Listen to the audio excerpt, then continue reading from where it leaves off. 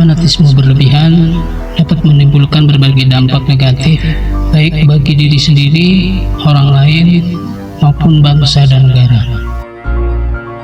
Halo sobat, jumpa lagi dengan Nurudin Channel. Di video kali ini saya ingin mengajak para sobat untuk menghindari fanatisme berlebih dalam pemilihan presiden. Kita semua tahu, bahkan mungkin ada yang belum tahu, pemilihan presiden 2024 akan segera dilaksanakan pada tanggal 14 Februari 2024. Pemilihan ini merupakan momen penting bagi bangsa Indonesia untuk menentukan pemimpinnya di 5 tahun ke depan. Dalam setiap pemilihan selalu ada polarisasi yang terjadi di masyarakat. Hal ini wajar terjadi karena setiap orang memiliki pilihan dan pandangannya masing-masing. Namun penting untuk menghindari fanatisme berlebihan dalam mendukung pasangan calon.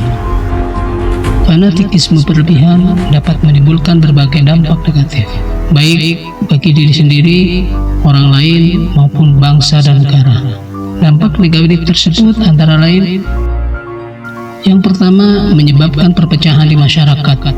Fanatisme berlebihan dapat membuat orang menjadi tidak toleran terhadap perbedaan pendapat.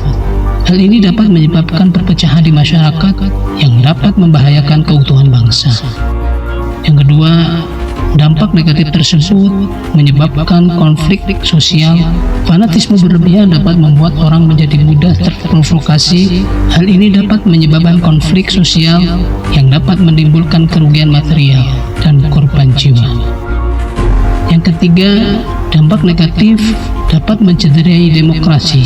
Demokrasi adalah sistem pemerintahan yang menjunjung tinggi kebebasan berpendapat dan berserikat. Fanatisme berlebihan dapat mencederai demokrasi karena dapat membatasi kebebasan berpendapat dan berserikat. Oleh karena itu, penting untuk menghindari fanatisme berlebihan dalam pemilihan presiden 2024. Berikut adalah beberapa tips untuk menghindari fanatisme berlebihan. Yang pertama, bersikap terbuka terhadap perbedaan pendapat. Setiap orang memiliki hak untuk memiliki pendapatnya masing-masing. Jangan mudah menghakimi orang yang memiliki pendapat yang berbeda dengan Anda.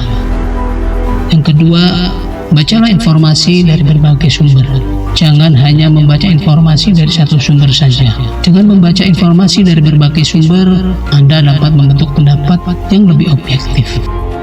Yang ketiga, bersabarlah dalam menghadapi perbedaan pendapat. Perbedaan pendapat adalah hal yang wajar terjadi. Bersabarlah dalam menghadapi perbedaan pendapat dan jangan mudah terpancing emosi.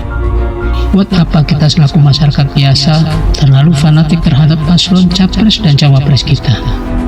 Toh ketika jagoan kita menang, apa yang diberikan mereka yang dirasakan langsung untuk kita? Paling hanya sekedar ucapan terima kasih. Selanjutnya, untuk menjalani hidup kita sehari-hari, apa mereka akan peduli dan membantu kebutuhan dan keperluan kita? Tidak. Maka dari itu, kita seharusnya sadar bahwa kita hanya sebagai pemilih dan dimanfaatkan mereka sesaat. Menyukai dan mengidolakan paslon bersikap biasa dan wajar-wajar saja. Jangan berlebih, apalagi muncul fanatisme. Kita harus tahu bahwa mereka hanya memanfaatkan kita sebagai jualan politik mereka dengan janji-janji manisnya.